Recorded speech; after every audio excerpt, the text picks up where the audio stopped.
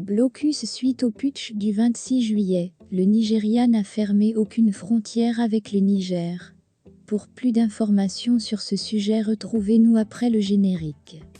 Mais avant de commencer, n'oubliez pas de vous abonner et d'activer la cloche de notification pour ne pas manquer nos prochaines vidéos. Bon visionnage.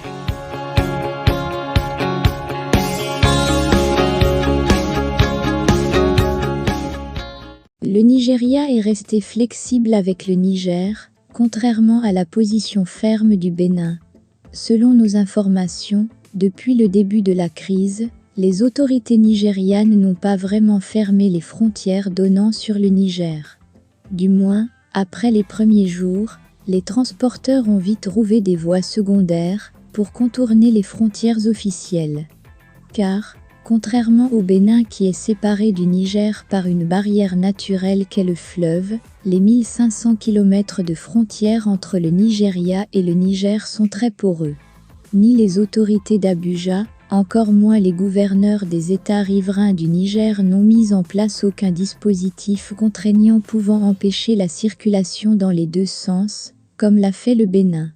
Résultat, de jour comme de nuit, au vu et au su des agents des forces de sécurité, douaniers, militaires et policiers, les usagers passent par des voies secondaires de contournement. La fermeture des frontières ne pénalise que les relations entre le Bénin et le Niger, assure un officiel nigérian que nous avons contacté. Le mardi 19 septembre 2023, le président nigérian Ahmed Bola Tinubu a indiqué à la tribune des Nations Unies qu'il négocie avec la junte au pouvoir à Niamey. Pour ce qui est du Niger, a-t-il dit, nous sommes en train de négocier avec le gouvernement militaire. Président en exercice de la CEDEAO, il n'a mis en place dans son propre pays aucun dispositif visant à créer un embargo étanche sur le Niger. Pour le moment, Niamey reçoit une bonne partie de ses marchandises à partir du port de Lomé. Les camions transitant par le Togo entrent au Burkina Faso, où un cordon sécuritaire est aménagé pour les conduire jusqu'à Niamey. Les Nigériens apprennent ainsi à contourner le blocus instauré à la frontière de Malanville. Isolement diplomatique. On peut voir que le Bénin est le seul pays qui applique réellement la décision de la CEDEAO visant à mettre un embargo sur le Niger.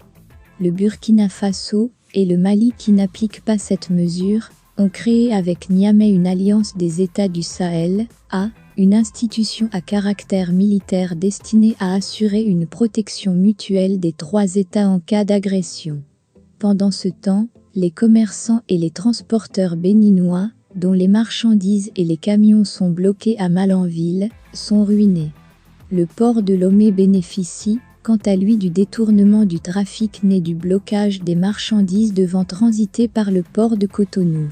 Reste à savoir si face à cette réalité, le Bénin pourra créer les conditions d'une ouverture des frontières, étant donné qu'en fin de compte, les Béninois pâtissent de la crise plus que les autres.